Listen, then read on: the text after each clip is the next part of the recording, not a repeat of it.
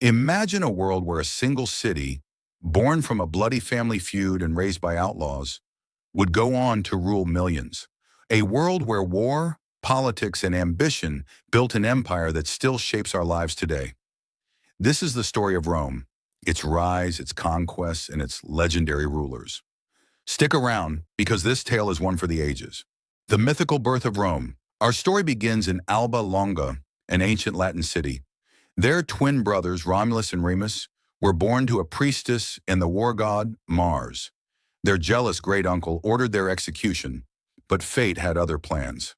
A she-wolf saved the infants, raising them until a shepherd took them in. As they grew, so did their ambition. The brothers set out to build their own city, but a bitter dispute over its location led to tragedy. Romulus killed Remus and named the new city after himself, Rome. Romulus had a problem. His city was filled with men, mostly outcasts and criminals. To solve this, he orchestrated one of history's most infamous abductions, the rape of the Sabine women.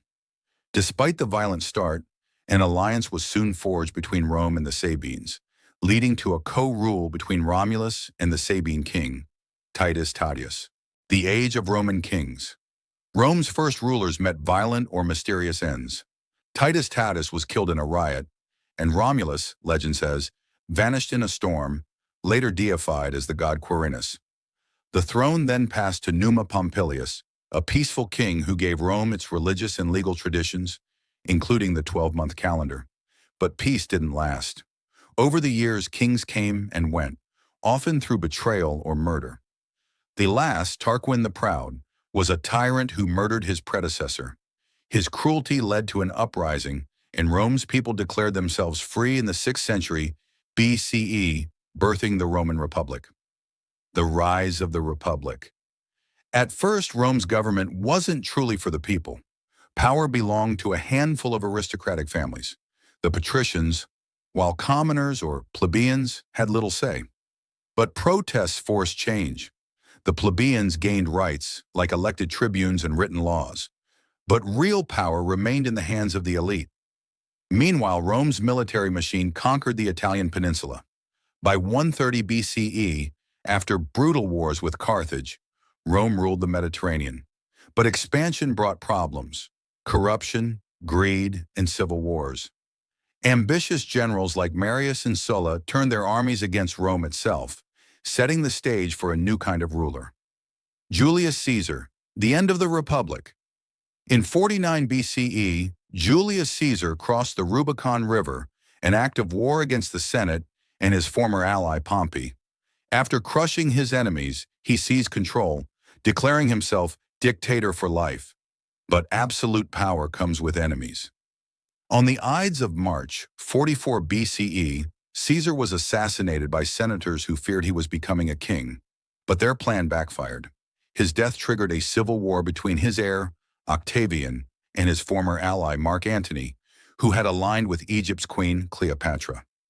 In the end, Octavian triumphed, Egypt fell under Roman rule, and the Republic was officially dead, the birth of the Roman Empire.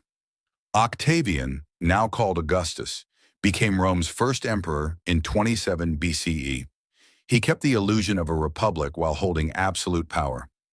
Under Augustus, Rome flourished. Roads were built, trade expanded, and peace, known as the Pax Romana, reigned. But not all emperors would be so wise. His successor, Tiberius, was a paranoid ruler, manipulated by the ambitious Sejanus. Then came Caligula, whose madness led to his assassination by his own guards. Claudius, a scholarly but unexpected ruler, expanded Rome's reach into Britain before falling victim to poison, likely at the hands of his wife. And then came Nero, fire, chaos, and a new dynasty. Nero's rule is infamous. When a massive fire devastated Rome in 64 AD, rumors spread that he played music as the city burned. Whether true or not, he blamed Christians and launched brutal persecutions. His extravagance bankrupted Rome, and soon even his own army turned against him. Declared an enemy of the state, he took his own life in 68 AD.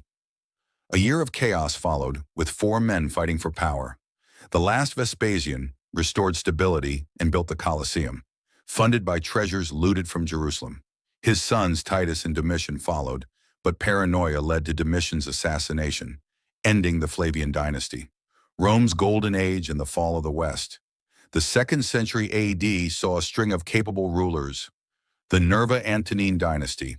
Trajan expanded Rome's borders to their greatest extent. Hadrian built defenses like his famous wall in Britain, and Marcus Aurelius, the philosopher emperor, balanced war with wisdom. But his son Commodus was more gladiator than ruler, and his murder plunged Rome into crisis. For the next century, Rome saw 29 emperors rise and fall, often through assassination. In 284 AD, Diocletian attempted to stabilize the empire by splitting it in two, east and west. His brutal persecution of Christians failed, and instead his successor Constantine embraced the faith. Constantine defeated his rivals and became Rome's sole ruler. He legalized Christianity, banned brutal traditions like gladiatorial combat, and founded a new capital, Constantinople. But after his death, Rome's east and west divided again. While the Eastern Empire, later known as Byzantium, thrived, the West crumbled under barbarian invasions. In 476 AD, the last Roman emperor was deposed, marking the fall of the Western Roman Empire. The East would survive another 1,000 years until the Ottoman conquest of 1453. Rome's legacy lives on. Though its empire fell, Rome's influence never faded. Its roads, laws, architecture, and language shaped the modern world. Even today, from politics engineering, the echoes of Rome still surround us. If you enjoyed this journey through history, hit the like button and subscribe for more epic tales of the past.